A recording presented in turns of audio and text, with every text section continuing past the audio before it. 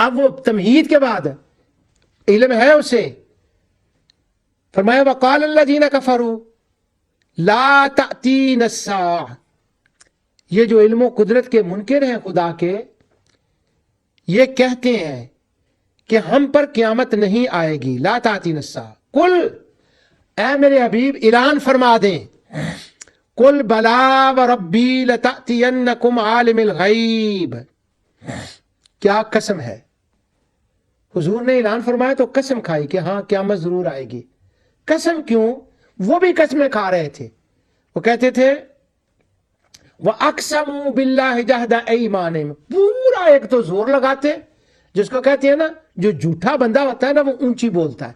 اور وہ ماں باپ کے سامنے عموماً جو بچے ایسے ہوتے ہیں وہ اونچی بول کر نا وہ ان کی سچے ثابت ہوتے ہیں. یا خامد کبھی بیوی کے سامنے اونچا بول کر وہ سچا ثابت ہوتا ہے. اسی طرح اونچا بولنا، یا ایک غریب آدمی کے سامنے بڑا بندہ اونچی بولتا ہے تو وہ اونچی بولتے. ایک تو یہ ہے کہ واقسم باللہ جہد ایمانہم، جہد کا مطلب اونچی بول کے دبدبے سے. اور پھر دوسرا، ایک تو اپنے اونچی بولنے کا روب، سرداری کا روب، اپنی کہانت کا روب، اور پھر ساتھ اس کو ذرا اور پکا کرنے کے لیے قسم اللہ کی اٹھا لی. یہ جو اللہ کی قسمیں اٹھاتے تھے نا، یہ ایک حربہ تھا ان کا، اور اس کا راز کھولا ہے حضرت سیدنا صالح علیہ السلام نے سورہ ہود کے اندر، کہ وہ یہ کیوں کہتے تھے واقسم باللہ جا، اور نمل کے اندر بھی. لیکن یہ زیادہ راز کھلا ہے سورہ ہود کے اندر، کہ وہ اللہ تعالیٰ کا اچھا، ایک وہ زور لگاتے، اونچا بولتے، پھر وہ قسم اٹھاتے واقسم باللہ جہد ایمانہم لا یبعث اللہ من یموت، لا یبعث اللہ من، اللہ کی قسم اٹھا کر میں کہتا ہوں قیامت نہیں آئے گی. اب ایک وہ سردار مکہ بھی ہے، پیسے بھی ہیں، اونچا بھی بول رہا ہے، قسم بھی اٹھا رہا ہے، وہ اس انداز سے قسم نہیں قیامت آئے گی. اب یہاں وہ کہہ رہے ہیں، یہاں قسم کا ذکر نہیں ہے، وہ کہہ رہے ہیں نہیں قیامت آئے گی، زور لگا کے کہہ رہے ہیں. اب اللہ تعالیٰ فرماتا ہے اے میرے حبیب تو بھی ذرا زوردار طریقے سے، جو انہوں نے پرسوں قسم کھائی تھی، پرسوں میں اپنی طرف سے کہہ رہا ہوں، یعنی دوسری صورت میں، یہ میرا مطلب ہے، جو پرسوں قسم کھائی تھی نا اس کا جواب میں اعلان فرما دیں. اب حضور ارشاد فرماتے ہیں اللہ کی تعالیٰ کی طرف سے، قل بلا وربی لتأتینکم عالم الغیب. مجھے اپنے اس رب کی قسم ہے، ہاں ہاں مجھے اپنے اس رب کی قسم ہے جو غیب جانتا ہے اور تمام کائنات کا پوشیدہ چیزوں کو وہ جانتا ہے. کیونکہ قیامت ابھی پوشیدہ تھی نا، آنے والی تھی. میں اس اپنے رب کی قسم کھاتا ہوں جو علم غیب جانتا ہے، ضرور قیامت آئے گی. تم کیسے کہتے ہو کہ قیامت نہیں آئے گی؟ اب حضور کو یہ قسم کیوں کھانی پڑی؟ حضور کو یہ کیوں کہنا پڑا کہ میرا رب؟ حضور کو یہ کیوں کہنا پڑا کہ وہ غیب دان رب ہے؟ یہ کیوں کہنا پڑا کہ وہ ہر چیز کو جانتا ہے؟ علم کے بارے میں اللہ تعالیٰ نے یہاں فرمایا، اور پھر وہ جو غیب ہے اللہ تعالیٰ کا علم ہے، ضرور آئے گی. اور پھر آگے وضاحت دیکھیں. ابھی بھی تیمیون کہیں گے نہیں نہیں نہیں نہیں نہیں نہیں، ان کا عقیدہ اللہ کے علم کے بارے میں بالکل ٹھیک تھا. اب یہ آخرت کے بات ہو رہی ہے. فرمایا لا یعزب عنہ مثقال ذرۃ فی السماوات ولا فی الارض ولا اصغر من ذلک ولا اکبر الا فی کتاب مبین. اللہ تعالیٰ سے ایک ذرے کے برابر بھی کوئی چیز پوشیدہ نہیں. یہ حضور قسم کھا کے بتا رہے ہیں اور اپنے رب کی شان بتا رہے ہیں.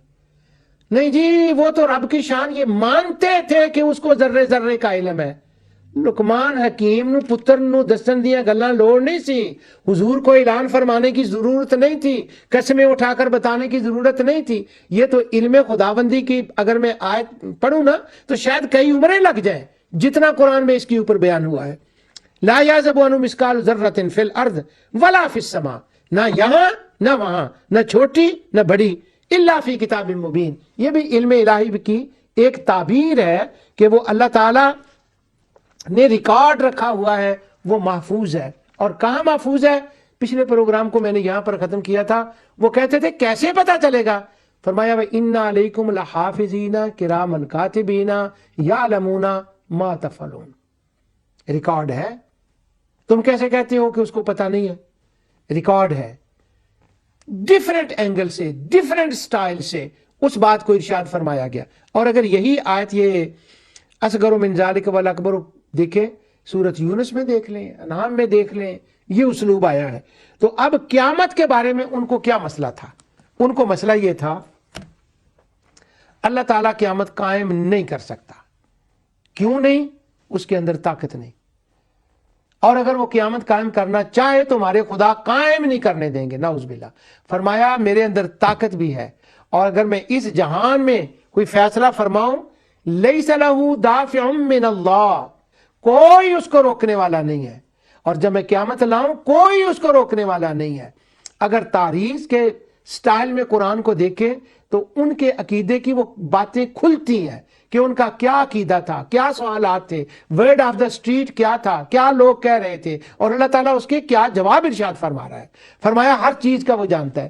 یہاں پر یہ اتنی بات ہے، اگلی آیت پڑھنے سے پہلے دوبارہ اس بات کو ایک بار دیکھ لیں کہ اللہ تعالیٰ نے اپنی اس جہان کی شان کو بیان فرمایا زمین و آسمان کی ایک بات ارشاد فرما کے، نظام چل رہا ہے، صحیح چل رہا ہے، اور یہ اس کے اللہ تعالیٰ کے ہونے کی دلیل ہے، اس کے وجود کی دلیل ہے، اس کے قدرت کی دلیل ہے، اس کے علم کی دلیل ہے۔ امام راضی کی کتاب التوحید جو ہے، توحید، وہ کتاب التوحید یہ نہیں جو ہم توحید کر رہے ہیں، وہ اور قسم کی توحید ہے امام راضی کی، یا جتنے بھی لوگوں نے کتاب التوحید لکھی ہے ان کا یہ موضوع نہیں ہوتا جس پر نور ٹی وی سے یہ بات ازالہ شبہات میں ہو رہی ہے۔ وہ توحید اور ہوتی ہے، وہ توحید ہوتی ہے معتزلہ، وہ متکلمین، اور وہ معتزلہ کیا کہتے ہیں، خوارج کیا کہتے ہیں، اللہ عرش پر ہے، بیٹھا ہوا ہے، نیچے بھی کوئی چیز ہے کہ نہیں، کیسے ہے، الرحمن عرش استوا کا کیا مطلب ہے، مستوی عرش ہے، کیا کیفیت ہے، ادھر کیا ہے، وہ کیا کہتے ہیں، وہ کیا کہتے ہیں۔ تو وہ توحید کی ایک وہ دوسری دنیا ہے، تعطیل کیا ہے، وہ ایک اور دنیا ہے۔ یہ جو توحید ربانی ہے، توحید قرآنی ہے، اور توحید رحمانی ہے، جس کا قرآن میں ذکر ہے، جس کا رحمان نے بیان فرمایا ہے، یہ وہ توحید جس کا یہاں ذکر ہے۔ دلیل یہ دی آخرت کے لیے کہ یہاں یہ نظام سارا کچھ چل رہا ہے نا، میری حمد کا یہ ثبوت ہے نا، جب میری حمد کا یہ ثبوت ہے تو جب آخرت آئے گی تو اس کے اوپر تم قیاس کر لو کہ اگر میں یہ سارا کچھ یہاں کر رہا ہوں نا تو وہاں پر بھی میں یہ سارا کچھ کروں گا، قبر سے نکال کر زندہ کر کے، قبر سے نکال کر عالم بقا، عالم خلود، آخری ڈیسٹینیشن تک پہنچانا، اور پھر اس کے بعد کے سارے معاملات وہ بھی تم دیکھو گے۔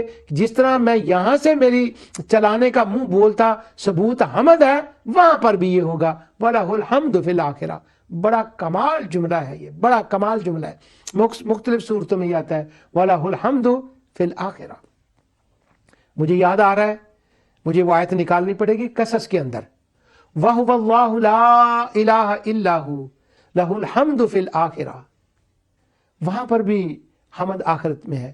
اور پھر جب وہ ختم ہوتی ہے نا صورت، كُلُّ شَيْءٍ هَالِكٌ إِلَّا وَجْهَهُ لَهُ الْحُكْمُ، ہر چیز فنا ہو جائے گی، اور جب ہر چیز فنا ہوگی، لَهُ الْحُكْمُ، اور اگلا جہان قائم ہوگا، قیامت برپا ہوگی، فنا کے بعد دوبارہ اعادہ ہوگا، یوں کہہ لیں دنیا تبدیل ہو جائے گی۔